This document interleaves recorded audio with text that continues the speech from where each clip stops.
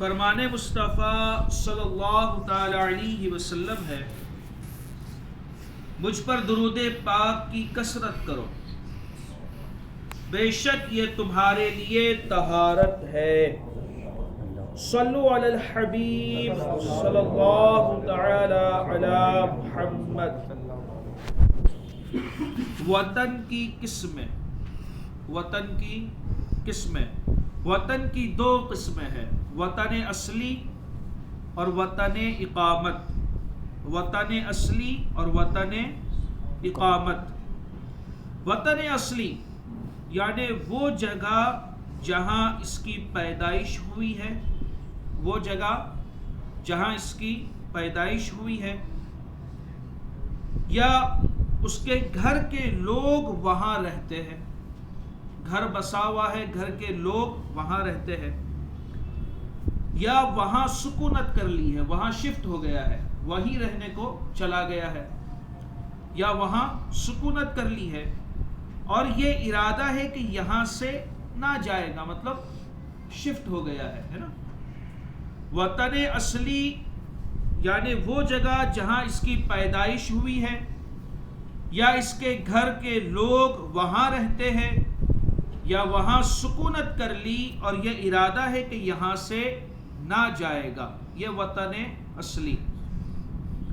دوسری ہے وطن اقامت، یعنی وہ جگہ کہ مسافر نے 15 دن یا اس سے زیادہ ٹھہرنے کا وہاں ارادہ کیا ہو، 15 دن یا اس سے زیادہ ٹھہرنے کا وہاں ارادہ کیا ہو، یہ وطن اقامت۔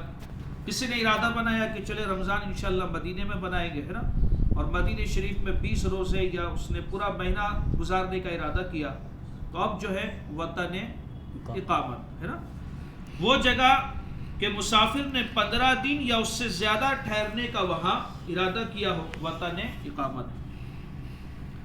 اب وطن اقامت باطل ہونے کی صورت ہے کہ وطن اقامت کب ختم ہو جائے گا۔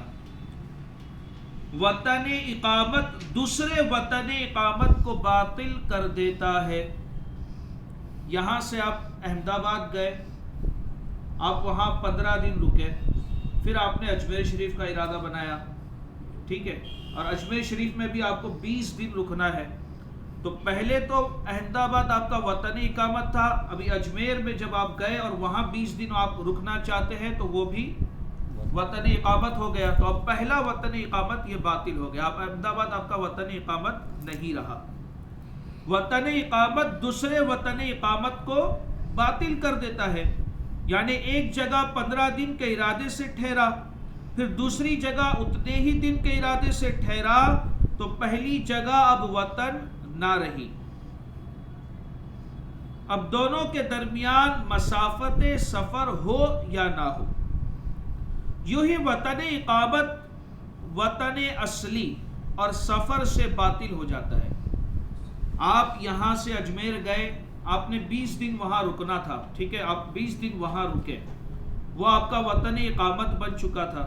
اب جب آپ واپس سے لوٹ کر آ گئے آپ کے وطن اصلی میں، تو اب وہ وطن اقامت باطل ہو گیا، اب وہ وطن اقامت نہیں رہا، اور یا آپ اس شہر سے باہر نکل گئے، سفر آپ نے شروع کر دیے، تو بھی وہ وطن اقامت باطل ہو جائے گا۔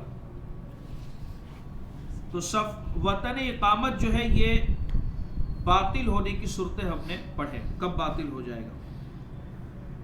کسی جگہ جانے کے دو راستے ہیں، ایک سے مسافت سفر ہے، ایک سے جائے گا تو شرعی مسافر کہلائے گا، اور دوسرے سے نہیں، کم چھوٹا راستہ ہے، مثال کے طور پر 80 کلومیٹر ہے۔ کسی جگہ جانے کے دو راستے ہیں، ایک سے مسافت سفر ہے اور دوسرے سے نہیں، تو جس راستے سے جائے گا اس کا اعتبار ہے، جس راستے سے یہ جائے گا اس کا اعتبار ہے۔ اگر یہ لمبے راستے سے گیا تو یہ شرعی مسافر ہے، اور اگر چھوٹے راستے سے گیا جو شرعی مسافت نہیں بنتی تو یہ مسافر نہیں۔ نزدیک والے راستے سے گیا تو مسافر نہیں، اور دور والے سے گیا تو ہے، اگرچہ اس راستے کے اختیار کرنے میں اس کی کوئی غرض صحیح نہ ہو، وہ بلا وجہ لمبے راستے سے گیا ہو، کوئی صحیح وجہ نہیں ہے اس کے لمبے راستے سے جانے کی، مگر پھر بھی وہ مسافر ہے۔ مسافر کب تک مسافر ہے؟ مسافر اس وقت تک مسافر ہے جب تک اپنی بستی میں پہنچ نہ جائے۔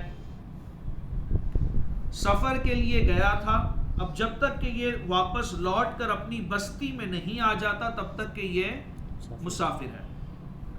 یا آبادی میں جدھر جا رہا ہے، آبادی میں پورے 15 دن ٹھہرنے کی نیت نہ کر لے تب تک کہ وہ مسافر ہے۔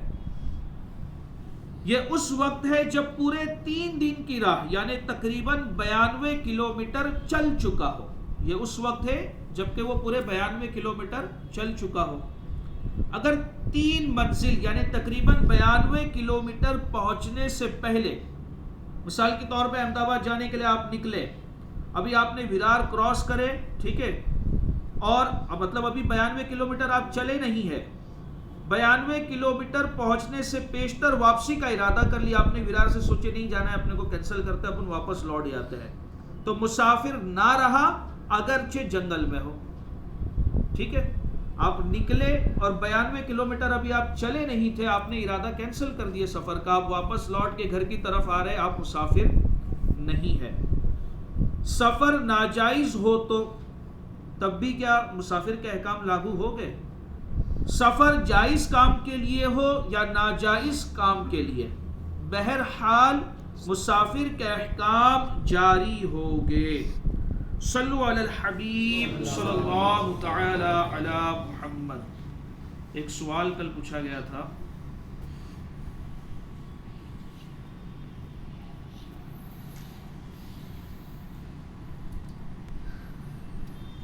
بارے